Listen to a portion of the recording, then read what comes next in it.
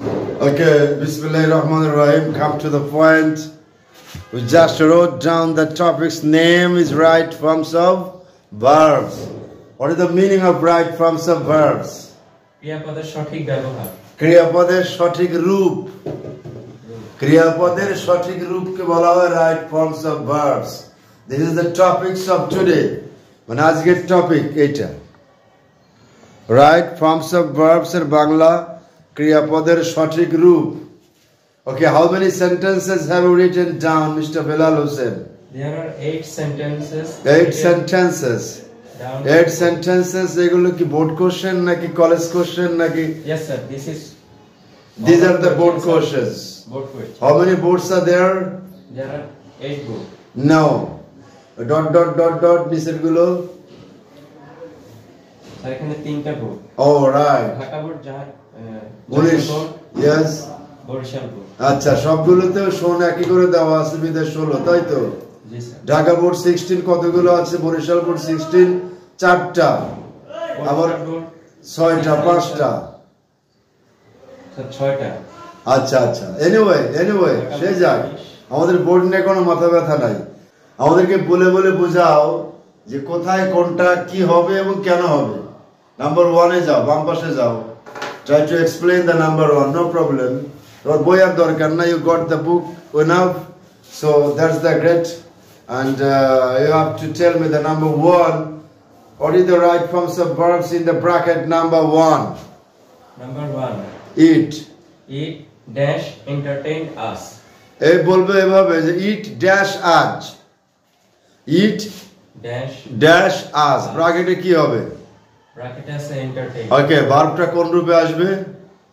তাহলে ভার্বটা হবে entertains. It entertains us. It entertains us. What is the meaning of it entertains us? এটা আমাদেরকে dash করে, কি করে?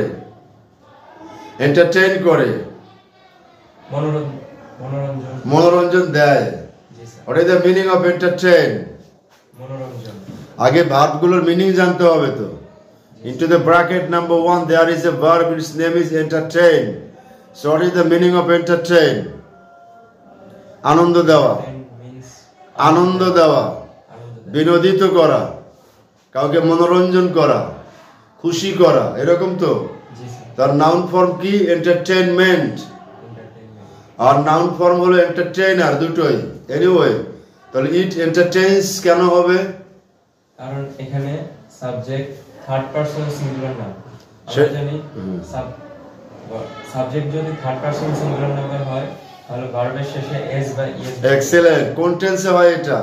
এটা হয় প্রেজেন্ট ইনডিফিনিট। ওকে, পাস্ট হলে কিন্তু হবে না, ফিউচার হলেও কিন্তু হবে না। শুধুমাত্র যখন verb third person singular number হবে সাবজেক্ট, সেই ক্ষেত্রেই যখন subject third person singular number হবে ভার্বের সঙ্গে প্রেজেন্ট সিম্পল টেন্সের ক্ষেত্রে এস বা ইএস যুক্ত হবে। When the subject is third person singular number and the tense is present simple form, the verb will take s or es with the base form, right? Yes, sir. So example টা কি হলো তাহলে? It entertains us. এটা আমাদেরকে কি করে? আনন্দিত করে, আনন্দ দেয়। ঘোরাফেরা করো, আনন্দ দেয়। তো 2 নম্বরটা বলো। 2 নম্বর হচ্ছে eat dash a visitor. Okay, dash a visitor, সে একজন, এটা একটা ভিজিটর কে, অর্থাৎ ভিজিটর মানে কি? দর্শনার্থী। দর্শনার্থীকে ড্যাশ করে, কি করে? অ্যালাউ করে। অ্যালাউ এর বাংলা কি? অ্যালাউ মানে অনুমোদন। অনুমোদন দেয়, অনুমতি দেয়, অনুমোদিত করে, তার মানে হলো লেট, LET। তাহলে এখানে আনসারটা কি হবে? স্যার এখানেও তো ইট অ্যালাউ। একই নিয়ম, হ্যাঁ, এক এবং 2 number same rule. My dear friends, you should bear in mind the number 1 and number 2 the same rule. রুলটা হলো subject third person singular number, ভার্বের সঙ্গে এস বা ES in case of present indefinite tense. এটা কিন্তু শুধুমাত্র present indefinite টেন্সেই হবে। Number 3 যাও। এরপর number 3, they can hardly dash ব্র্যাকেটে দেওয়া আছে রিয়ালাইজ। রিয়ালাইজ এর বাংলা কি? রিয়ালাইজ মানে what is the Bangla meaning of realize? অনুধাবন করা। অনুধাবন করা, হ্যাঁ, অনুধাবন করাটা হলো তারা অনুধাবন কি করে, করে নাকি করে না? Can hardly realize. স্যার করে না। না বললেই চলে, হার্ডলি মানে কি? না বললেই চলে। না বললেই চলে। দে হার্ডলি রিয়ালাইজ, তারা অনুধাবন করে না বললেই চলে। তারা কারা? তারা মানে এখানে নাই। ওকে, ধরতে পারো অডিয়েন্স, ধরতে পারো ভিজিটর, ধরতে পারো যাই হোক না কেন। দে মানে তাহারা, এটাও third person but plural number. এটা এখন প্রশ্নটা হলো এই ভার্বের কোন ফর্ম হবে? স্যার এখানে রিয়ালাইজই থাকে। কেন থাকবে রিয়ালাইজ? নিয়মটা জানতে হলে বলতে হলে জানতে হবে। রিয়ালাইজ থাকবে কেন? রিয়ালাইজ থাকবে এই জন্য, আন্ডারলাইন করো, ক্যানের নিচে আন্ডারলাইন করো, ক্যান বই রেখে দাও, অথবা থাকলো, হ্যাঁ ক্যান বলো। If the sentence contain any modal auxiliary verb namely can, could, should, would, may, might, must, have to, ought to, need, dare, etc., then the verb will remain the same. Remain the same, the base form will be after the modal auxiliary verb. So that's why they can realize. Hardly কোনো matter করছে না। Hardly is a negative form. এটা হবে যখন tag question করতে থাকতেন তখন হতে পারতো can they, বাট এখানে তো ট্যাগ কোশ্চেন করছি না, right forms of verbs. That's why modal auxiliary ভার্বের পরে মূল ভার্বের বেস ফর্মে হবে। ওকে ওকে, দেখেন হার্ডলি রিয়ালাইজ গেল। এটা ঢাকা বোর্ড না বরিশাল বোর্ড? 2016, রাইট। এবার আসুন লাইভ থেকে। নাম্বার 4, লাইভ ড্যাশ ডাল। হ্যাঁ, কাশতে পারে, নো প্রবলেম, কাশি আসতেই পারে মানুষ হাসবে, কাশবে, ভালোবাসবে, এটাই নিয়ম। তো বলুন লাইভ ড্যাশ ডাল নাকি ডুল? আচ্ছা, BULL বুল, তাই তো DULL ডুল হলো না কেন? যেমন বিউটি বাট, পিউটি পুট, বিউটি বুট হয় না কেন? What are the rules of those items? Those are the rules. এগুলো নিয়ম, এই জন্যই হয় না। হ্যাঁ, রাইট, প্রোনাউন্সিয়েশনের ব্যাপার। সে যাই হোক, ওদিকে আমরা যাচ্ছি না। এখানে ফ্যাক্ট হলো DULL ডুল নয়, এটা হবে ডাল। লাইভ ড্যাশ ডাল, লাইভ কি হয়ে যায়? ডাল মানে কি? মলিন, বিষণ্ণ, এবড়ো তেবড়ো, এলোমেলো। সো ভার্ব কোনটা আছে? Become. What is the meaning of become? Become মানে স্যার হওয়া। become মানে হওয়া। এক্সেলেন্ট। তাহলে লাইভ ড্যাশ ডাল কি হবে ওখানে? Live becomes, excellent. লিখে নাও, মনে মনে লিখে নাও। লাইফ becomes ডাল, জীবন ডাল হয়ে যায়, বিষণ্ণ হয়ে যায়। কখন? আপনার জীবন কখনো বিষণ্ণ হয়েছে? Sometimes our life becomes dull. কখনো কখনো আমাদের জীবন বিষণ্ণ হয়ে যায়, প্রাকৃতিক নিয়মে, অথবা ফিজিক্যাল কন্ডিশনের কারণে, অথবা ফাইন্যান্সিয়াল প্রবলেমের কারণে, অথবা স্কারসিটি অফ হ্যাপিনেসের কারণে, মানে সুখের সংকটের কারণে, তাই না? ওকে, তো লাইফের এখানে বিকামস হবে, ঠিক আছে। Life third person singular number, তাই ভার্বের সঙ্গে এস বাই এস যুক্ত হবে। In case of present simple tense, that's called life becomes dull, জীবন হয়ে যায় কেমন? বিষণ্ণ। Okay, next number 5। they dash always। they dash always কি? ব্র্যাকেটে remain। they dash always, they remain always, তারা সব সময় রিমেইন মানেটা কি? মেইন হলো একটা মূল শব্দ, তার সঙ্গে যুক্ত হয়েছে রি। মানে তো প্রধান না, মেইন মানে প্রধান, রিমেইন মানে প্রধান নয়, রিমেইন মানে থাকা, রিমেইন মানে থাকা। ওই যে যারা ফিজিক্যাল এক্সারসাইজ করছেন না, 6 নম্বর দেখলেই পাবেন, দেখেন, those people who don't take physical exercise, যারা শরীর চর্চা করে না, যারা শরীর চর্চা করে না, the people who don't take physical exercise, দেখছো, যারা শরীর চর্চা করে না, ব্যায়াম করে না, না করলে ব্যায়ামও হয়ে যাবে অনেক বেশি পরিমাণে ব্যায়ামও। তো যারা শরীর চর্চা করে না তাদের লাইফটা কেমন হয়, ডাল হয়ে যায়, বিষণ্ণ হয়ে যায়, তাদের জীবনটা হয়ে যায় এলোমেলো, এবড়ো থেবড়ো। অতএব we have to do physical exercise, শরীর চর্চা করা প্রয়োজন। ব্যায়াম করো আর ছোলা খাও, আছে না একটা গল্প? তাহলে এবার আসুন নিচেরটা, ওখানে রিমেইন মানে দে রিমেইন, রিমেইন রিমেইনই থাকবে, যেহেতু সাবজেক্ট থার্ড পারসন কিন্তু প্লুরাল নাম্বার। সাবজেক্ট এখানে থার্ড পারসন ঠিক আছে, বাট প্লুরাল নাম্বার, যার জন্য কোন এস বাই এ যুক্ত হবে গলাই। ওকে, কাম অন 6 নাম্বার। এরপর ফিজিক্যাল এক্সারসাইজ, তোমরা বানান ভুল করেছো, দেখো ব্র্যাকেটে যে ভার্ব লিখছো মেক, ওখানে টি দিয়ে দাও। হ্যাঁ, মেক ফিজিক্যাল এক্সারসাইজ, এখানে ভার্ব হলো make. What is the meaning of make? Make মানে স্যার, মেক মানেটা কি? তৈরি করা। মেক মানে তৈরি করা। Physical exercise make body fit বা বডি অ্যাক্টিভ। ফিজিক্যাল এক্সারসাইজ বডিটাকে কি করে?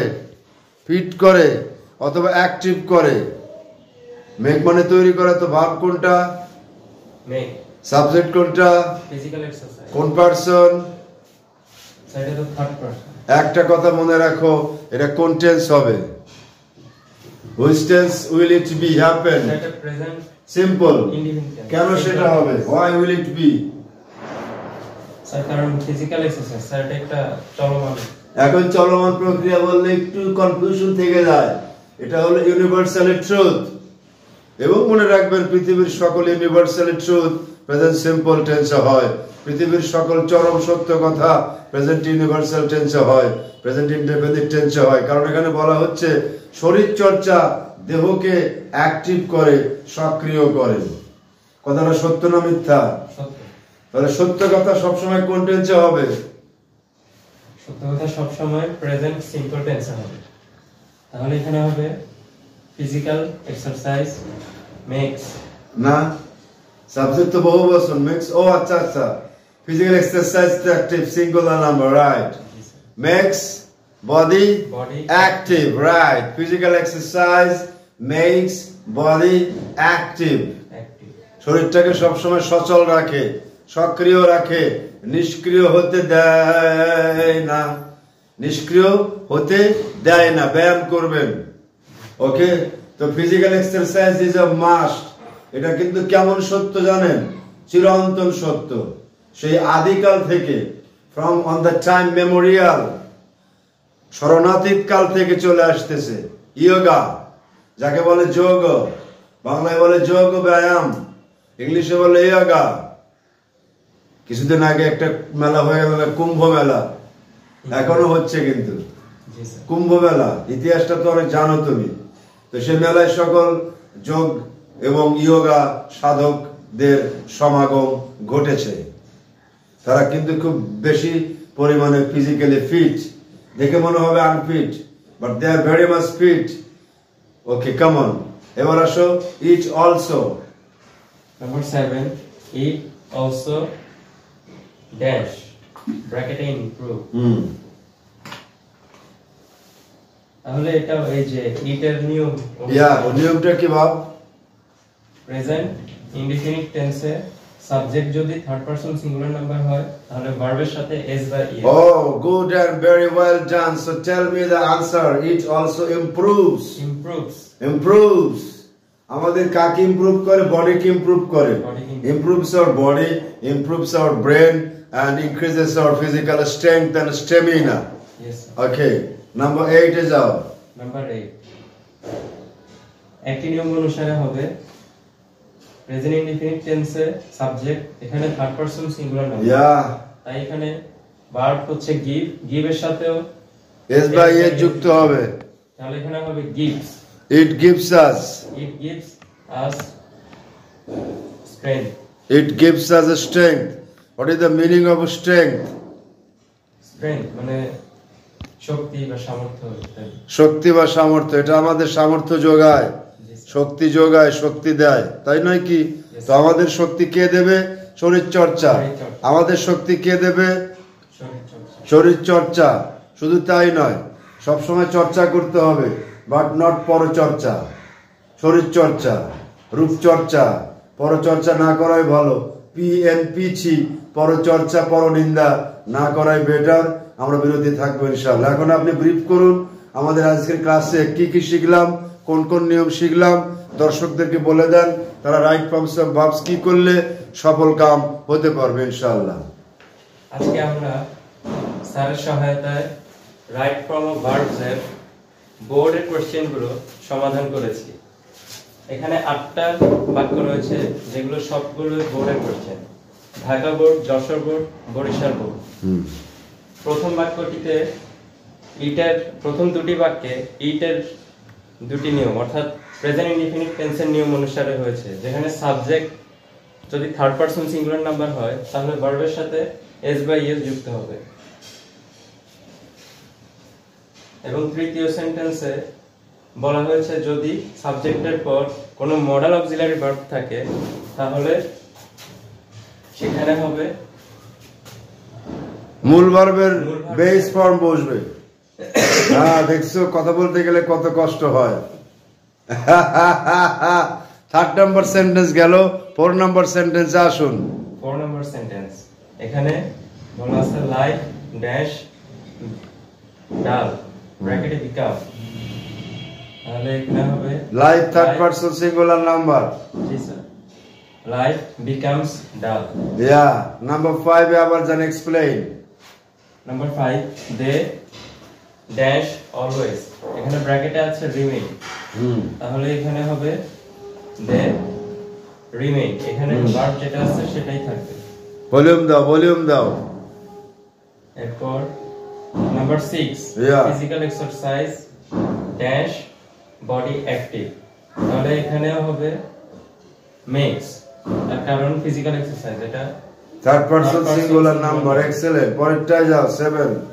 এর শেষের দুটি নিয়ম হচ্ছে প্রেজেন্ট ইনডিফিনিট টেন্সের, এখানে দুটিতেই subject third person singular number, তাই দুই জায়গাতেই ভার্বের পরে এস বাই এস যুক্ত হবে। এক্সেলেন্ট। 7 নাম্বারটা হবে ইমপ্রুভস আর 8 নাম্বারটা হবে গিভস। ওকে, তুমি দিয়ে দাও কিছু টিপস। এটা হবে gives. We have to give some sorts of tips to your friends and classmates. তারা কি করে how they can score better mark in their exam, please tell me.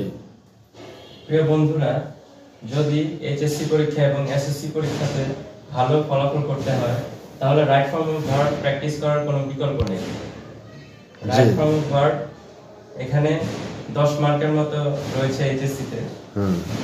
যদি এইচএসসি তে এ+ পাওয়ার টার্গেট কারো হয়ে থাকে তাহলে সেক্ষেত্রে রাইট ফর্ম অফ ভার্ব বেশি বেশি প্র্যাকটিস করতে হবে। এক্সেলেন্ট। এখন তারা কোন বই ফলো করতে পারে বলুন তো একটু জনাব? তারা নবদূত বইটি ফলো করবে। নবদূত বই ফলো করবে। Increase of writing down their right forms of verbs, Nabadut grammar also and Nabadut test paper also. Okay, excellent. সবাইকে হাই দিয়ে দাও, আসসালামু আলাইকুম। আবার দেখা হবে ইনশাআল্লাহ। আল্লাহ হাফেজ, আল্লাহ হাফেজ।